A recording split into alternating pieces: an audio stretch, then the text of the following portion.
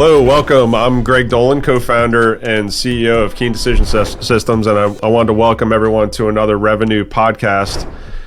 Today I have the pleasure of speaking with Bill Mayer, who is currently an executive in residence at Warburg Pincus. Bill's got an incredible background in consumer packaged goods marketing, and prior to this role as executive in residence, he was COO and president of GA Foods, a food manufacturer focused on delivering food as medicine to senior patients nationwide. So incredible product and company there. But Bill, there's a lot more to add there in terms of your background. Would love to for you to elaborate on where you've been and kind of the experience that you bring to the podcast. Absolutely. Well, first of all, Greg, thanks for having me. It's definitely a pleasure to be here. As you mentioned, currently executive in residence with Warburg. Worked with their portfolio company, GA Foods. Prior to that, I spent about 16 years with Tyson Foods in a number of different overall roles. Prior to that, did some consulting roles and started off my career like a lot of us way back when with P&G. So it's a pleasure to be here, and thanks again for having me. Awesome. Do you want to talk about how we're coming from two different parts of ACC country, or should we leave that out of the podcast? It's definitely probably something to hit on in case it comes up later. But yes, I am a Blue Devil and born and raised in North Carolina from High Point originally. Got a lot of family members that are Tar Heels like you, so I certainly get a lot of betting opportunities. Come back. That's great. You probably win a lot of them too. But last year didn't go so well for me. Well, yeah. No. Not towards the end of the season, definitely. That was a little painful. So great to have you, Bill. Obviously, you're bringing a ton of great experience and perspective to the table. And what we want to talk about today is a topic that I know is near and dear to your heart and where you have a ton of experience, particularly in the last couple of years, and that's around smaller brands. And the big brands, the entire industry businesses are facing really tough times in terms of the economy, in terms of inflation. Input costs are going up, and without the scale, I'm sure it's hitting the smaller brands even harder than the bigger brands in a lot of cases, particularly ones that are kind of investments of PE firms and venture capital firms. And I know that's kind of in your wheelhouse. Would love to just go down and basically talk through the P&L and talk through marketing and basically how these brands are weathering the tough times that we're facing right now. Let's talk first about pricing. We'll start with the first P. Sure. And we know from all our clients, and we work with clients, big brands and small brands, that the input cost increase in inflation are really driving the need to increase pricing to maintain profitability. How are the brands kind of handling that without the scale and leverage with the retailers that a lot of the bigger brands would have? Yeah, well, to your point, Greg, it's certainly been a challenge here. I think you're right. We've seen inflation costs hit literally, it feels like every single item on the P&L, right? Everything from raw materials and ingredients, transportation, wages, even SG&A. And that's really combined right now in a marketplace that, depending upon who you talk to, we're either in a recession or we're actually getting ready to go into a recession, which creates its own challenges as you're starting to see some challenging, demand generation situations on top of trying to handle the overall inflation. So right now, I think it's a bit of a challenge because a lot of these smaller brands don't have the elasticity models that others do that they can really work with. And even right now, I might challenge some of those elasticity models because they haven't seen anything like what we've got recently, right? Because you haven't seen this combination of high inflation, recessionary type of situation. So in a lot of cases, some of the marketers have done what you would typically do, right? You're looking at, how can I potentially change out some ingredients while not impacting the quality to try and get some lower costs in place. Looking at things like, can I downsize packaging? So I'm trying to put less in and not have an impact on the shelf price. Can I spend more in trade ultimately to try and help bring the price down? But obviously that brings its own challenges when you're focusing on price. And at the end of the day, what's really happened here is because inflation has been so widespread, because it's been in so many different places, unfortunately, you've had to take pricing action, right? Because there's no other way to really come close to maintaining margin without being able to take that action. In a lot of cases, it's been in multiple situations. And the challenge I think we've got right now is, as you've probably seen in the news, it's not going away. So I think overall, these brands are still looking at more pricing action to potentially be taken, in addition to continuing to look for ways to try and cut costs.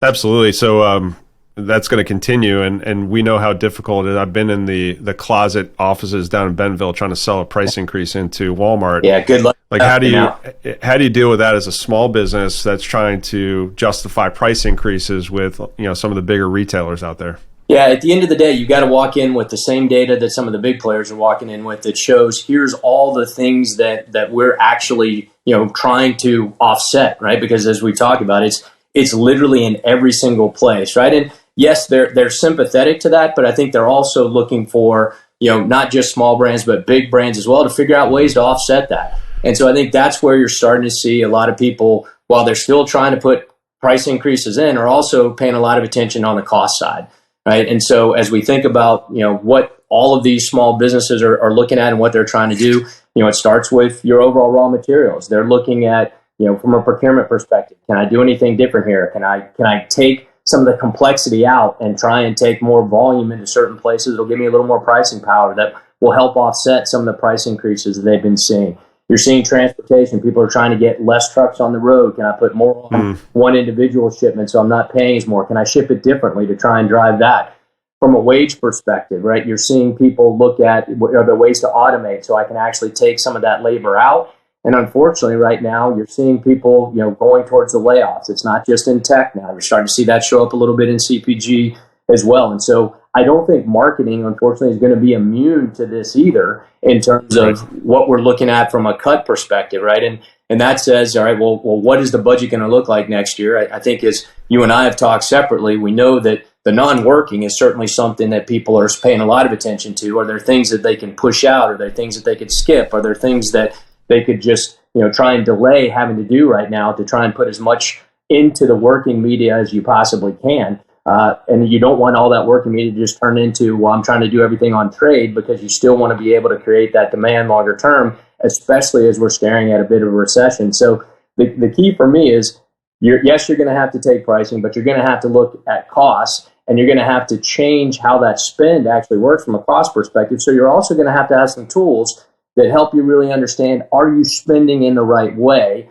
So if you don't understand that, then what you are really putting your dollars against may not be generating for you the type of returns you're looking for.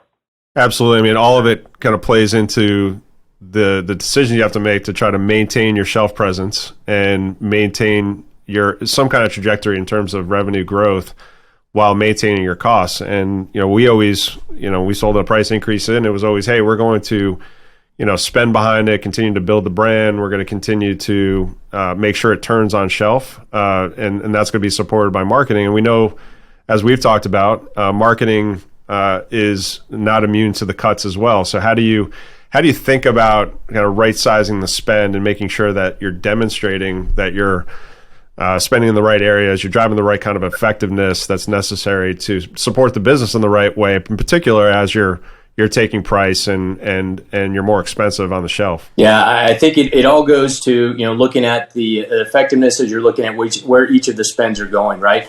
And so for us, as we were kind of looking at a lot of these things, it was, where are you putting those dollars across all the different channels that you've got an opportunity to spend in, and how can you essentially test and learn quickly and then adapt for where you might want to go. Maybe a perfect example of this is right now, as you look at social and you start to think about with so many dollars going there, you've got a lot of people right now that are really trying to do a lot of work at looking at, well, what platform do I want to advertise on? What influencers am I really going to engage? What type of messaging is going to resonate best with my target market? And really trying to understand all those pieces before you invest the big dollars becomes super important. Then you just got to have the flexibility to say, well, once I've got that honed in and I've done all the testing, now I want to push the preponderance of my investment into that arena. And so trying to do that, but also maintaining the flexibility to be able to shift when different things happen, I think becomes another important thing for brands, because you're starting to see this consumer changes go as people look at, you know, not just across platforms, but even in platforms. Where are they going and what are they doing on some of these different platforms? And how do you pivot with that? You're certainly starting to see regulations come into the market, and that may lead you to maybe pivot towards or away certain locations. And then, you know, I guess the joke that you and I were talking about before, you also have ownership of some of these platforms with Twitter and things like that, where brands may quickly have to say, hey, this isn't a place that I want to necessarily have my overall brand playing, and you got to have a chance to move across all those. But But the key will be understanding what those returns are given to you by channel, and then really trying to push the overall media, the working dollars towards those places as quickly and as flexibly as you can. Well, you're speaking my language now, and all the things that we've been talking about, from pricing to product mix to all the other kind of external factors that are coming into play in this environment, have to be accounted for along with your marketing. So if you're going to increase price, how does that impact your price elasticity, your cross elasticity with competitors? How does it impact your margins? Your margins will ultimately impact how much you can spend behind the business. So that gets you your big pot of money, or sometimes smaller pot of money than you're used to, but you have a pot of money that you can spend and deploy against the business. Then it becomes, how do I make sure that I'm spending it in the right way? Right. And that's as important, maybe even more important for the smaller businesses and brands than it is for the bigger brands. So being able to take that alphabet soup of factors and inputs and make sense of it and make the right decisions with confidence for the business is key. And that's obviously where we play. That's so, right. Yeah, it's music to my ears. And to add to that, Greg, and right, it's when you're a big brand, you've got a lot more to spend. You can put your bets across a lot of different places. From a smaller brand perspective, you've really got to be very careful and very selective, because you don't have as many bullets to fire. And the ones you are firing, you want to have as much impact as they possibly can, which is why you need to have a really good understanding of what the return is going to look like and projected return is going to look like on those spends. You can't afford to be wrong. That's right. So a little bit of spend to support a system that can to give you the right answers with confidence is key. No doubt. So in addition to marketing, there's always an opportunity. Like we obviously are students of marketing and know that marketing drives long-term value. And if you start to cut spending to the point where you're not supporting the brand, it's going to be that much more expensive for you to be able to get back to where you are and be in a competitively advantaged situation post recession. Sure. The same thing I think that we've talked about is an opportunity on the kind of innovation R&D side, and making sure that you're innovating your product to demonstrate the additional value to the consumer. Would love to know, from your perspective, what you're seeing in terms of the smaller brands and being able to maintain that trajectory and momentum on the R&D side relative to continuing to support the brand in present day with all the challenges that we have from the recession. Sure. Well, to your point, there's obviously a lot of pressure on overall spend right now in terms of maintaining the margins, knowing all the inflation that we've already talked about. But one of the most important things, I think, and what a lot of the smaller brands are still trying to do, is invest in that R&D, invest in that new product development, because in a lot of ways, some of these smaller brands are the ones that are really trying to drive the innovation going on in the marketplace. And so if you don't continue to invest in that, you're ceding that strategic conversation, that overall, category view of, how are we going to continue to push this forward that you might have a chance to develop with your retailer partner, you give that to somebody else. And so again, right now, you see varying estimates of how long this recessionary type environment may last. Even if it's a short one, if you pull back on these investments, you're still going to wind up with a smaller pipeline than somebody else, and you're ceding that strategic leadership in terms of driving the category to somebody else. So I think the smaller brands especially recognize that and are trying to invest as best they can, as long as they can afford to do it, because they're generally ones that are disrupting the categories. Well, you grew up at the beginning of your career at P&G, and they've been long-term proponents of spending and continuing to invest through difficult economic periods. And exactly. You're going to be in a better competitive position if you've maintained your spend, maintained your investment in R&D, innovation, much better position to compete when the economy gets better, which I think is sound advice for not only big brands, but small brands, even more so to your point, to continue to invest to make sure that you're in a better competitive position. Yeah, it may be somewhat counterintuitive, but I think in a lot of ways, especially for some of the bigger brands, there's this conundrum, right? Because you're under all this market pressure, you're under all the margin pressure. If you pull back and you have a strong number two, or you have some of the smaller brands that are now having the ability to go get a higher share of voice, that turns into a real problem as you come out of these economic times. So I think in a lot of ways, everybody, whether you're a small brand, medium-sized brand, large brand, a market leader, whatever your position is, you've got to be thinking about, how do I not take my foot off the pedal so much, because I may wind up ceding leadership to somebody else, or it may be an opportunity for me to take a leadership position that I haven't had before. And so I think we're going to be in a unique time period here for call it the next couple of quarters to maybe a year plus, where you might see a little reshuffling of the deck depending upon who chooses to invest and who doesn't. Oh, that's awesome. How do you think about messaging? Obviously, there's the where you invest and how you deploy your resources, but it's also what you say to make sure you're staying relevant to consumers during a difficult time. So what would your advice be for smaller brands that are trying to justify a price increase, trying to stay relevant to a consumer during a difficult time period? Yeah, this is going to be a really interesting time frame. I saw a stat the other day that basically said we now have the lowest savings level since 2005, right? Since before the last recession, wow. Right? And so what you're seeing is you've got consumers that are having to spend more just to maintain their lifestyle, and certainly not having a chance to save that gives them that sense of, okay, I've got something for a rainy day. So I really think for the first time in a while, we're going to have more value conversations than we've had in a long time. You're starting to see that a little bit with some of the advertising that's going on right now with the food service players. Everybody's talking about the value meals and what that can bring because they know how stressed the consumers are right now. And I think that's going to hold true for all brands, right? Even if you're a premium, even if you're a super premium player, we all know you've got to have a certain gap between your competitors and private label with where you're on the shelf. And if you're not within there, it'll certainly hurt from a demand perspective. But even beyond that, I think the bigger brands and the premium and super premium brands, even on the small side, are going to have to think about what is that price value conversation and how do I get the message across of the value that we're bringing. I heard an example the other day of a laundry detergent company that was talking about how they were up against competitors that were basically nothing but water. That's why they were so cheap. So the value was, hey, I consistently can clean the clothes in a way nobody else can. So therefore, you need to continue to spend. So I think those are going to be conversations that these premium and super premium brands in a lot of cases are going to need to think about. If you're a low cost player, great. If you're a private label player, great. You're made for these types of things. But as the wallets and the spends get tighter and tighter, I think others are going to have to think about it too. It's really interesting to think about. We're going to date ourselves now, but think about the Great Recession in 2008 versus early in the pandemic in 2020 versus where we are today, given the inflation. When I was running the V8 brand back in 2008 at Campbell's, and when you had that situation where you had lower discretionary income in the consumer's pocket, they weren't going to buy a $4 or $5 juice. Right? They were going to downsize to, sure. or get a more value play. They may still buy vegetable juice or tomato juice, but they're going to buy private label. Yep. We didn't see that necessarily with the beginning of the pandemic. We didn't see a flight to private label. There were still we had government checks going to people. We didn't see them kind of down going down market at all. And I think that we're starting to see that now, to your point. So from a branded perspective, it's going to be important for the brands to be able to communicate the value relative to the price. Absolutely.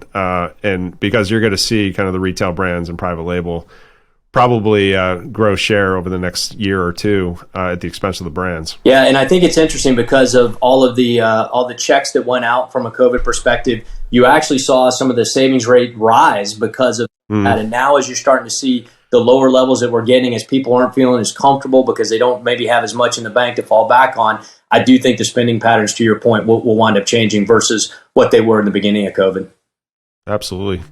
So how's that changing? Like you're obviously an executive in residence at Warburg. How's the perspective of Warburg and other private equity firms, and how are they approaching this market? How are they interacting differently with portfolio companies? How is that impacting their investment criteria? Just curious how this recession and ongoing challenges from an economic perspective, how is it changing their perspective and how they deal with the brands? Sure. Well, as you know, generally the private equity companies, they're coming in, they're investing in these organizations, and they're looking for ownership of anywhere between 3 to 7 years, and they're trying to get a return on the investment, right, when they actually have a chance to exit. And all that is about how do you grow your EBITDA during that time period, right? And so that's really about top line growth and about margin growth. And it's about making, because you're not talking about a super long-term time frame here. It's about making the right investments over the period of time of ownership that's going to help grow all those things. So I think what you're definitely starting to see is a lot of folks really pushing and questioning are you investing in the right places? Some would argue that, gosh, a lot of brand building, that may take even longer than the 3 to 7 year time frame. I think the best PE firms recognize that having a strong brand is going to lead to, especially in this market, is going to lead to the brand equity that gives you the pricing power, that helps you maintain the margins, that gives you all the dollars you need to invest. And so they understand that flywheel and how everything works, and are more than willing to make those investments. I think what's changing right now, though, is the push on, but show me the returns. Show me that you're spending in the right places that are going to continue to build that, because there's a lot of things you could do right now, and there's a lot of retrenching you can do, and they want to make sure that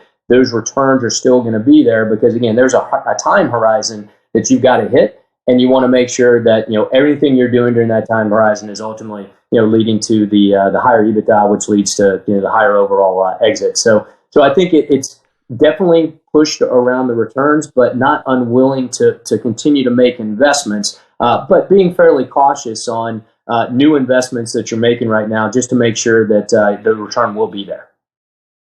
Sounds like they need a keen system to be able to make sure that they're demonstrating their return on every dollar invested. I think that would be a wise investment for a lot of folks to make, no doubt about it. So, Bill, this has been an unbelievable conversation. If you had to sum it up and say you're sitting across from a small kind of brand leader, and they're trying to struggle with all the things that we've just talked about, sure. How do you sum up your advice to them, your guidance for them, how to continue to operate and grow, hopefully in a very difficult environment? Yeah, I think right now I would say keep the faith in a lot of ways, right? Make sure you're continuing to invest to build the business. Make sure you're continuing to invest to build the brand, to build the equity that you're going to need. Continue to invest in how you're going to differentiate yourself in the marketplace, how you're going to grow your category, and focus on continuing to be a leader. This will be a time period that will pass, and how you invest now will set you up for what you're going to look like after this. And in a lot of ways, what you do could make or break where you're going long term. So you don't want to get shy. You don't want to pull all the punches, but you want to be smart about where the investments are being made, and make sure you understand the returns. So it's going to be an interesting time for a lot of people that haven't gone through a lot of the things that we're doing right now. And so that's why I say in a lot of cases, don't be shy, but be prudent and know where you're investing. Amen. I couldn't agree more. Awesome. So unbelievable conversation. As always, love talking to you, Bill, and look forward to continuing the conversation. But this has been incredible, and I think our audience is going to get a ton of value from your expertise and perspective on this topic. So thanks again for participating. Well, definitely a pleasure, and I'll just end with go Blue Devils. Go Heels. Great seeing you, Greg. Thank you. You too, Bill. Take care. Bye-bye.